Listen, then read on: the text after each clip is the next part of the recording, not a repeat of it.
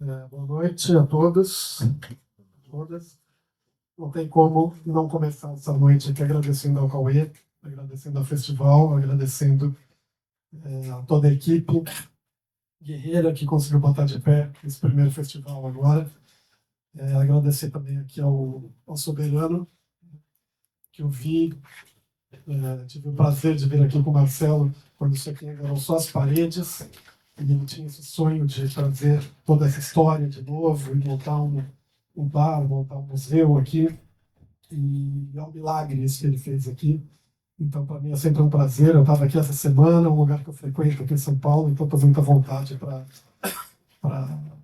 abrir aqui os trabalhos um pouco hoje. Né? A partir de amanhã estaremos lá no Centro Cultural, vendo os filmes na tela.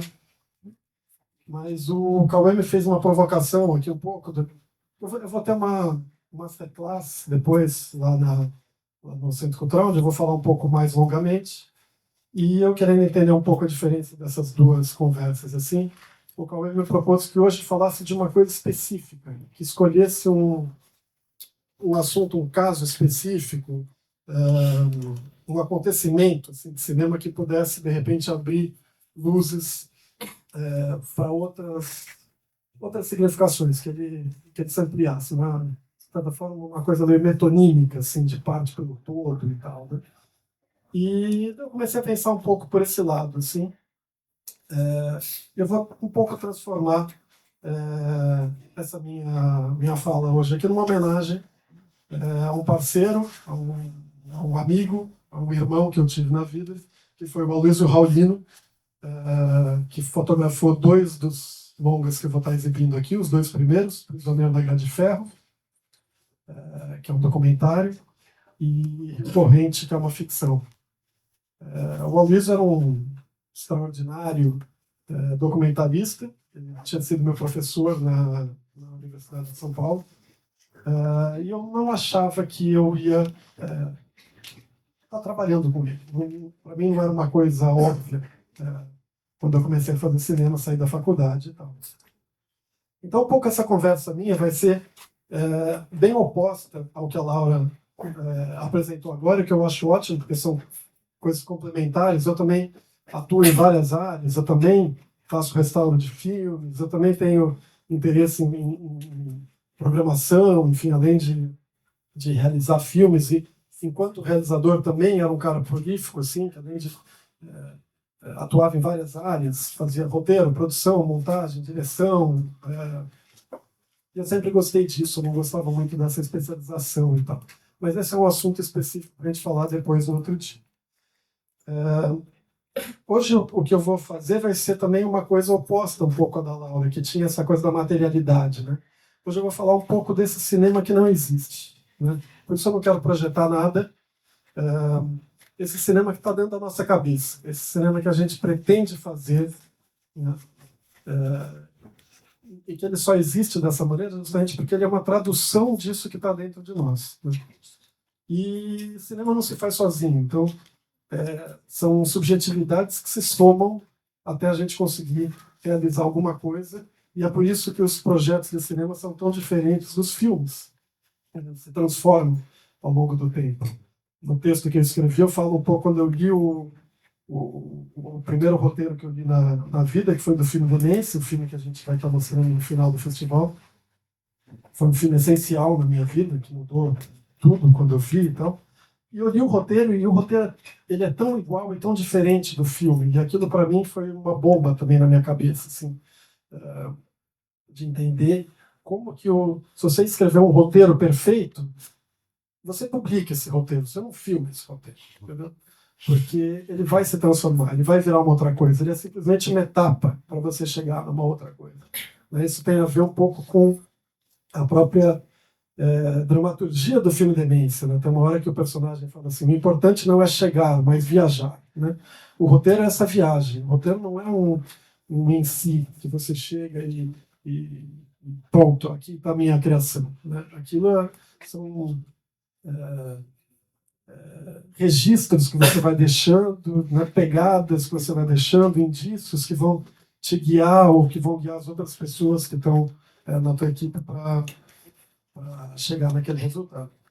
Enfim, eu estou dando uma volta um pouco para falar, porque assim, todos os filmes que eu fiz, eles começaram errado, né? A ideia podia ser interessante, mas ela não era a ideia final, não era o que o filme ia ser. E o filme, penso eu, que acabou se tornando uma coisa muito melhor do que aquela primeira ideia que eu tinha, né? Então eu vou falar especificamente um pouco agora sobre O Prisioneiro da Grande Ferro, que foi esse primeiro filme que eu fiz com a Luiz Raulino, que ele começou um documentário sobre o sistema carcerário. As pessoas não sabiam muito pouco na época em que eu fiz. Eu mesmo sabia muito pouco sobre o sistema carcerário quando eu me propus fazer esse filme. E eu achava que eu ia fazer um filme, um documentário tradicional, enfim, que teriam presos famosos, que seria importante para o documentário, que seria filmado em várias locações diferentes. Eu fiz uma pesquisa sobre todo o sistema carcerário no Brasil. E, de repente, eu vi que o filme ia ser na casa de detenção do Carandiru, num lugar só, né? E fui entendendo o que eu queria também com aquela, né? Com aquele filme, além de aprender, porque para mim o cinema é um instrumento de conhecimento, né? Tanto para mim como para as pessoas que vão assistir o filme. Enfim, o filme começou totalmente errado. Eu comecei com uma equipe errada, né? Para vocês terem uma ideia, eu ia fazer um documentário dentro da casa de detenção de São Paulo, 7.200 presos homens, e eu achava que a minha fotógrafa era uma mulher, né? Isso era totalmente errado, impossível. Primeiro, não é uma questão de sexismo, do que o homem pode fazer ou do que não, uma mulher pode fazer. Era a escolha errada para aquele projeto, né? Eu cheguei a começar o filme com essa fotógrafa e a presença de uma mulher ali criava uma tensão que não me interessava. Era uma coisa básica do começo do projeto, né? Aquilo criar, você saía do cotidiano. Eu queria, de certa maneira, ser transparente, invisível, né? Uma mosca que está passando por ali, por aquela... E aquilo era impossível. Nós éramos um elefante, né? Rosa, andando, pisando em cada um daqueles lugares ali.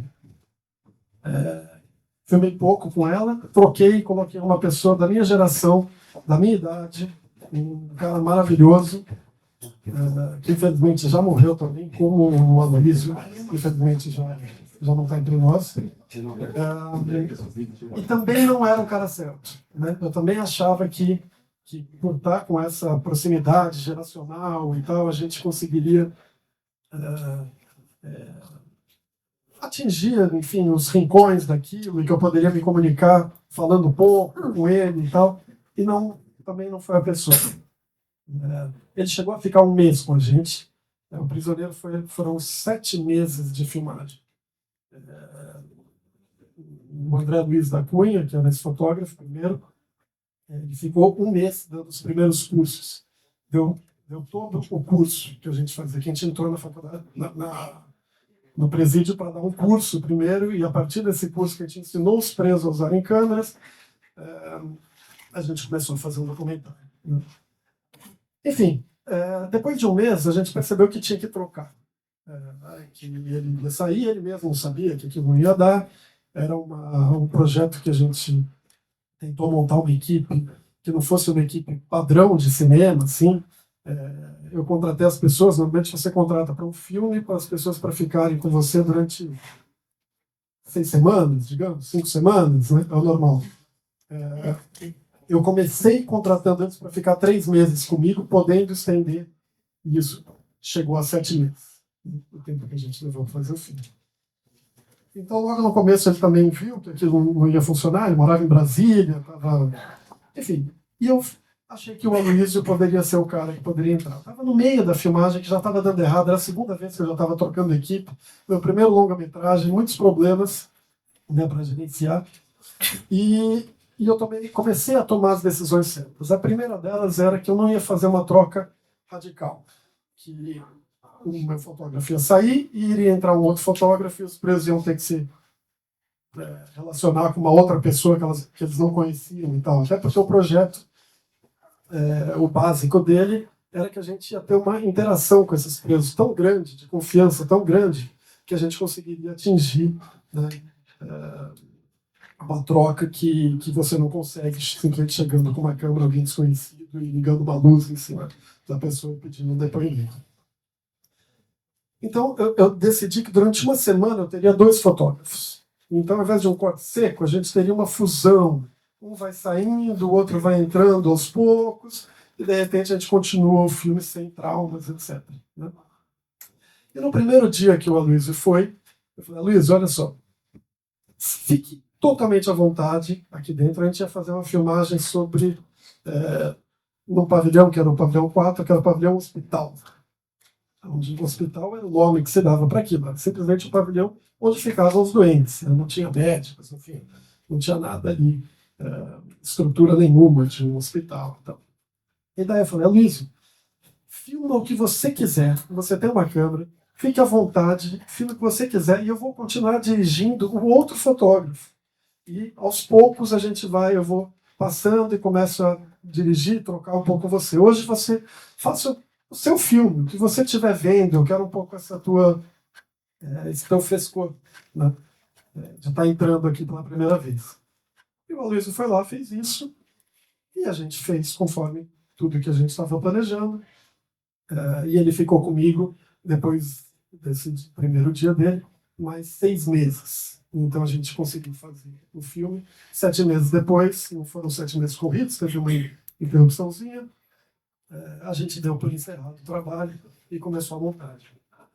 Quando eu comecei a montar o filme, a gente tinha uma questão também tecnológica importante de se colocar.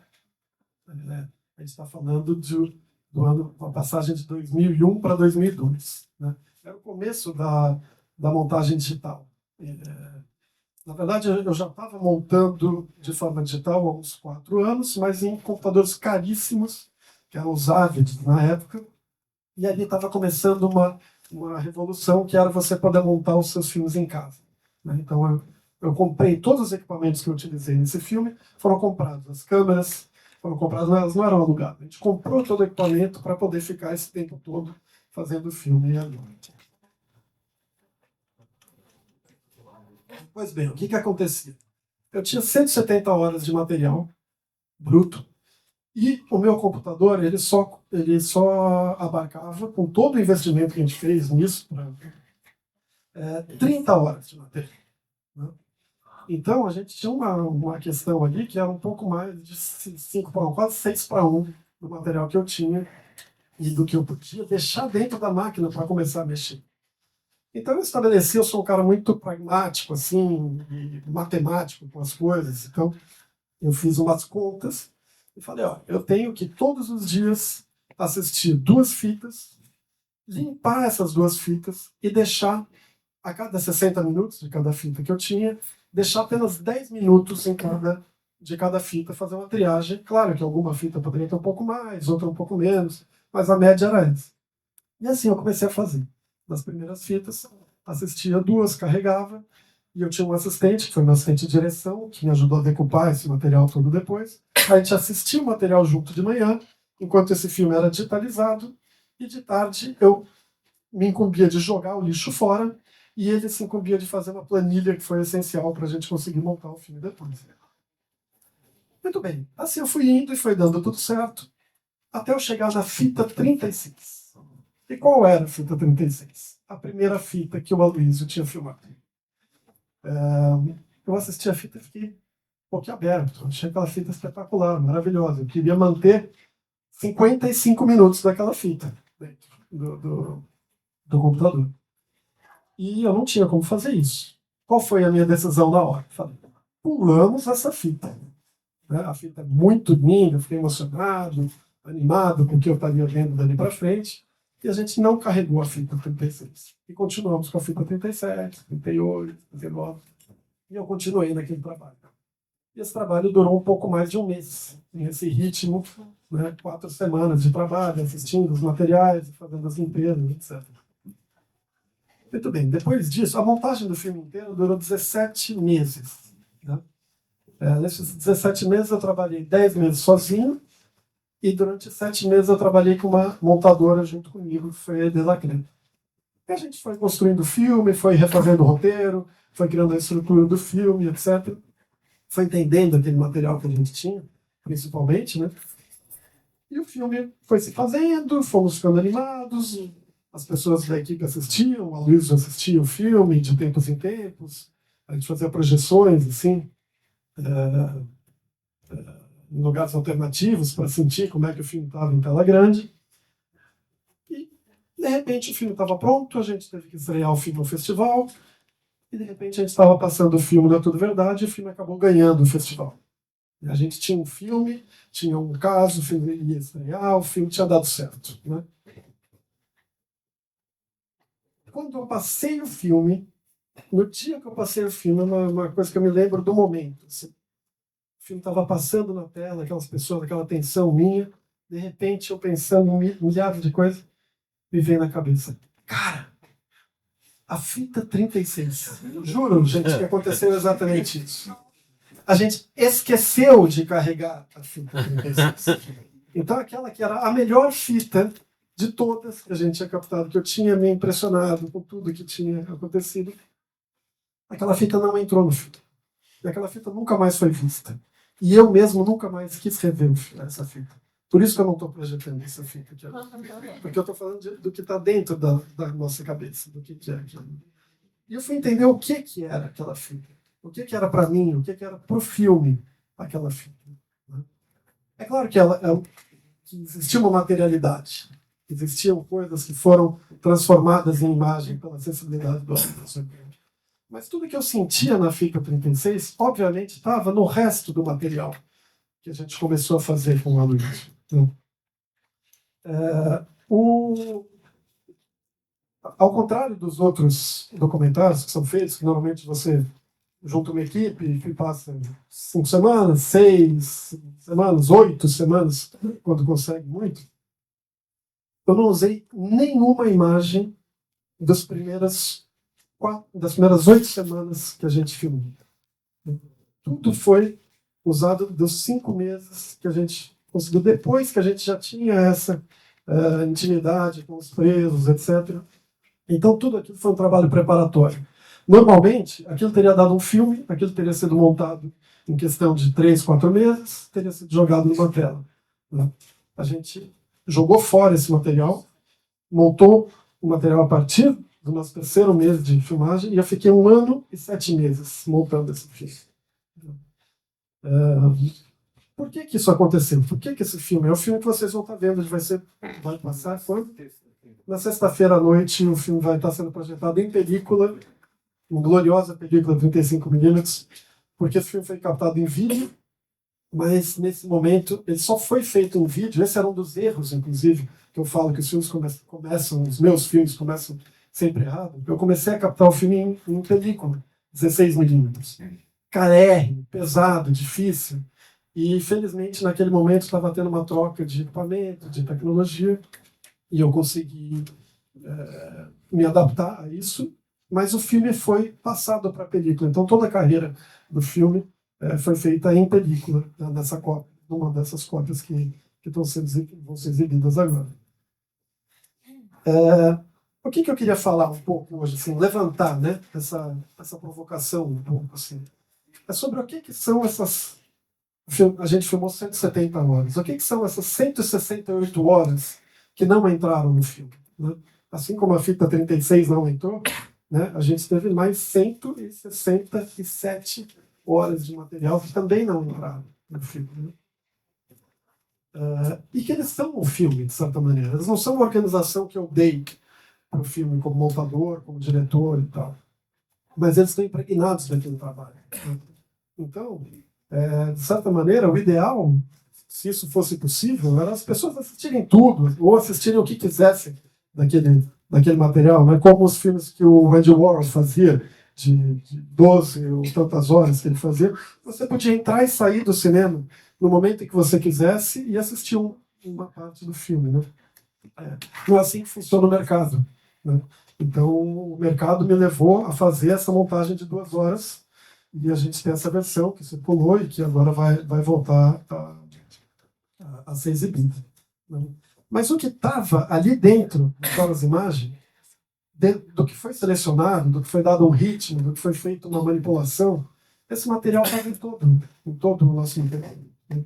E ele tem muito a ver com o que o Aloysio trouxe para o filme, né? Porque as ideias, elas existiam, mas elas se transformam no dia a dia. Elas se transformam, às vezes, na tua revelia, né?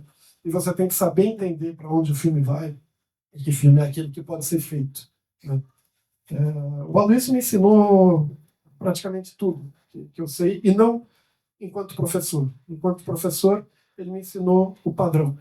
Mas enquanto a gente estava trabalhando, ele me ensinou todo o resto, que é o que ficou para mim. E que ficou, inclusive, para os filmes que eu fiz sem o Aloysio, né? São coisas impossíveis de transmitir de uma maneira pragmática para vocês com o microfone aqui agora. Você tem que viver aqui, você tem que viver um dia, você tem que viver uma semana, um mês, 5 meses, 3 anos trabalhando com uma pessoa para entender qual é o olhar dela, né? O que significa o olhar do cineasta, né? Por que o Aloysio é um dos maiores documentaristas que esse país já teve, né? Cada um entende isso de uma maneira, cada um entende essa e traduz no teu trabalho, né?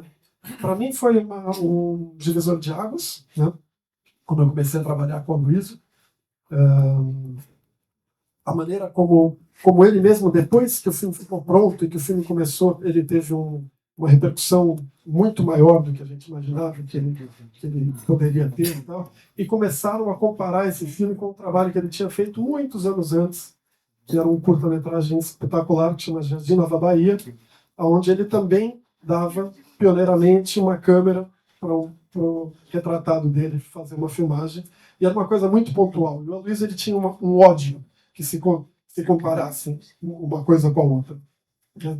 Porque a experiência dele foi, ele deu uma câmera por um dia para essa pessoa filmar e era completamente diferente desse tratamento todo que a gente fez.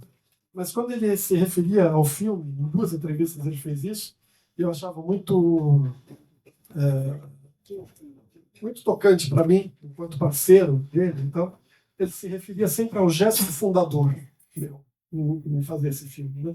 Em ter começado, em você colocar a bola e falar assim: agora a gente vai para lá e juntar um exército Brancaleone e falar: a gente vai fazer isso, e de repente aquilo as coisas vão se construindo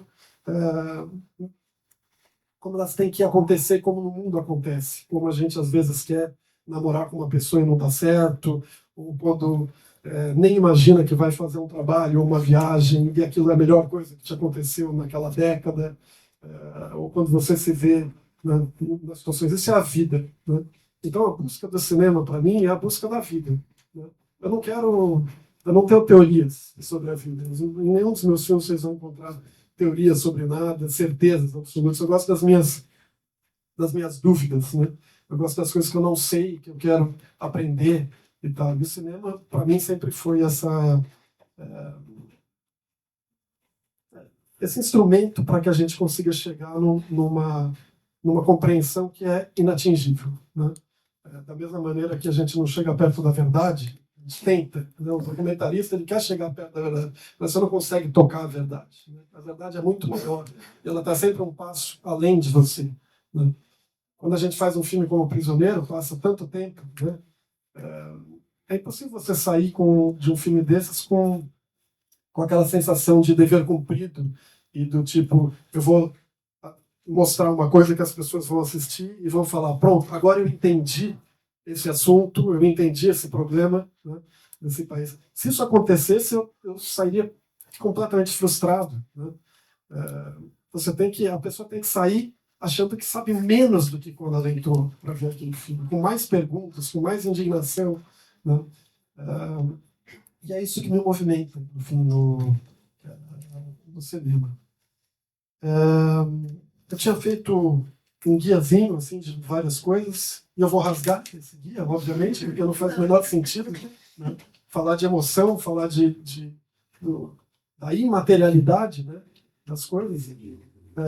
Eu queria terminar, convidar vocês a assistirem os filmes, e cada filme dos que eu fiz, e das outras pessoas que fizeram, que estão mostrando filmes no festival, vão ser vistas de maneira diferente por cada um de nós, né? E isso é a coisa bonita do cinema, né? O meu pai é crítico de artes plásticas, ele me ensinou desde pequeno uma lição também que eu não esqueci, que ele falava assim, né, sobre essa questão, o que é arte, né? O que é arte? Não sei nem se cinema é arte, assim, mas o que seria arte? E ele dava uma definição que eu achava sempre muito bonita, que assim, arte é tudo aquilo que pode não ser compreendido, né? Vai ser dito de maneiras completamente diferentes, né? Se você colocar uma vassoura, é uma vassoura para todo mundo. Agora, se você coloca um filme, seja ele que filme for, né? Um livro, uma música, aquilo é lido de maneira completamente diferente, né?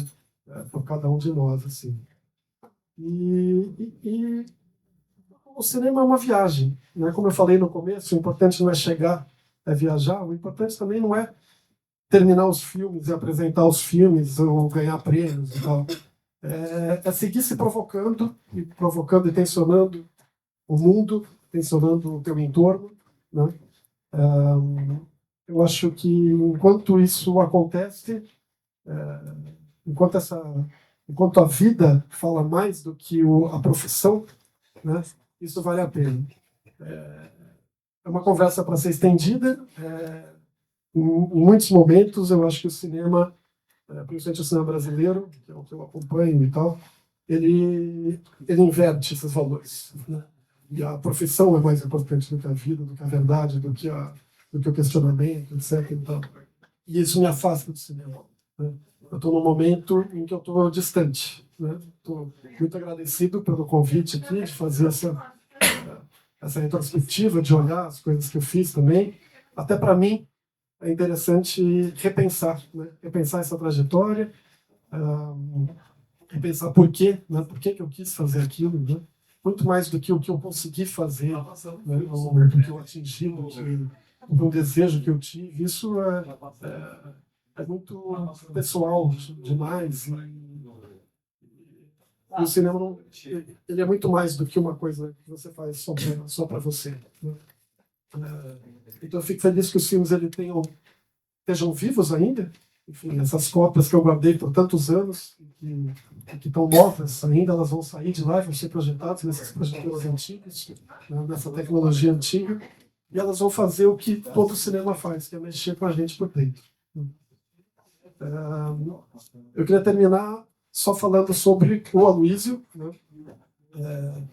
Convocar vocês a assistirem os filmes do Aloysio, que eu trouxe até aqui um trabalho que eu fiz, depois que ele já tinha partido e tal, que foi um box de DVDs, essa coisa também antiga, né? Que muita gente não sabe o que é. Mas se tiver alguém que tem ainda tá bom. Se tiver alguém que tem ainda como tocar DVDs, eu trouxe um que é para dar para vocês. Quem for mais rápido e tiver a tecnologia obsoleta em casa, pode ganhar isso. E uma das coisas que o Aloysio fez, né, que eu via o Aloysio fazendo, sem falar nada, ele tinha muito senso de humor. Eu tinha pouquíssimo senso de humor, né? Os filmes dele são muito poéticos, né? Eu tenho um fascínio pela poesia, assim, dos filmes do Aloysio e tal. Mas eu via como ele não conseguia dissociar duas coisas. E para mim isso é uma provocação que eu quero deixar para vocês. Eu imagino que muitos daqui façam filmes ou ainda vão fazer filmes. O Aloysio não conseguia separar duas coisas, que era a emoção da razão, do intelecto, né? E ele tinha um mediador muito grande entre essas duas coisas, assim, que era maior do que as duas coisas. Quer dizer, a emoção, para mim, ela sempre faltava, mas a ética é uma coisa essencial para qualquer coisa que você vai fazer, né? Então, eu queria colocar esse tripé no final, da emoção, do intelecto e da ética, a gente deixar isso assim no ar, para pensar um pouco sobre isso, porque são coisas que estão no dia a dia, em cada coisa que a gente faz, em cada das mil decisões que a gente tem que tomar, seja fazendo um filme, seja na nossa vida normal, essas três coisas elas têm que estar presentes, senão esse projeto do ser humano que está se tornando, esse sim, obsoleto, em breve, aparentemente, né? Eu acho que essa é a nossa grande luta, não deixar o ser humano se tornar obsoleto. Eu queria terminar hoje agradecendo, falando isso, e convidar vocês para ver.